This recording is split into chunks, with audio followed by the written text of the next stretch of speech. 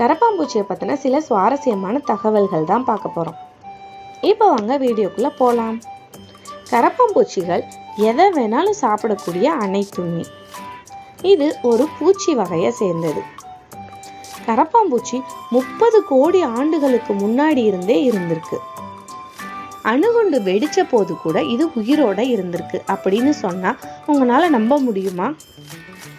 ஆமாங்க, கரப்பான்பூச்சிகளுக்கு அப்படி ஒரு அபரிவிதமான சக்தி இருந்திருக்கு. கதிர்வீச்சுக்களை தாங்குற சக்தி மனிதர்களை விட பலாயிரம் மடங்கு கரப்பான்பூச்சிகளுக்கு இருக்கு.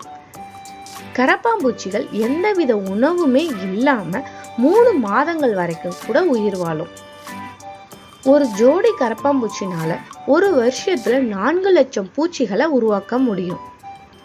புதிதா பிறந்த கரப்பான்பூச்சி வெறும் 7 வாரத்துல பெரிய பூச்சியா மாறி இனப்பெருக்கத்துக்கு தயாராயிடுது. கரப்பான்பூச்சிகள் பொதுவா மனிதர்கள் வாழ்ற இடங்கள்ல அதிகமா இருக்கும். வீடுகள்ல குளியலறை, சமையலறை, கழிவுநீர் தொட்டி போன்ற இடங்கள்ல அதிகமா வாழும். ஏன்னா அங்கதான் அதுக்கு அதிகமான உணவு கிடைக்குது. பகல்ல என்னதான் மறைஞ்சு வாழ்ந்தாலும் இரவுல வெளியே வந்து தங்களுக்கு தேவையான உணவை தேடி சாப்பிடும். கரப்பான்பூச்சிகள் பொதுவா மனிதர்களை கடிக்கிறது இல்லை. ஆனா அதுல ஒரு பெரிய ஆபத்து இருக்கு. அது என்னன்னா, தன்னோட உடல்ல இருந்து ஒரு பாக்டீரியாவை அது வெளிவிடுது. அது போற இடத்தெல்லாம் அந்த பாக்டீரியா படுறதுனால நோய் தொற்று பரவும் அபாயம் அதிகமா இருக்கு.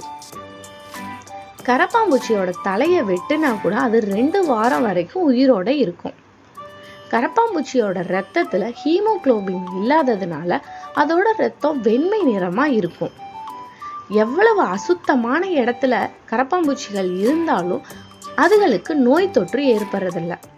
இவ்வளோ மனிதர்களை தீங்கு விளைவிக்கக்கூடிய கரப்பான்பூச்சிகளை வீட்டில் கண்டால் உடனடியாக எங்களை அழைக்கவும்.